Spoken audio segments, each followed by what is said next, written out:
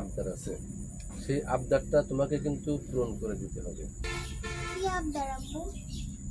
আমার একটা নাটক রানিং চলতেছে, হ্যাঁ, এই নাটকটায় আগামীতে একটা চরিত্র আছে, কিশোরী মেয়ের একটা চরিত্র, সেই চরিত্রে তোমাকে অভিনয় করতে হবে।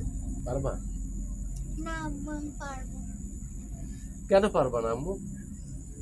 অভিনয় করা খুব সহজ, কয়েকবার প্র্যাকটিস করা লাগে, প্র্যাকটিস করার পরে তুমি কিন্তু অভিনয় করতে পারবা, যদি তুমি ইচ্ছা করো, সম্ভব। ঠিক আছে, আমি চেষ্টা করে দেখব। আচ্ছা ঠিক আছে, তাহলে এবার আমরা কোথায় যাব?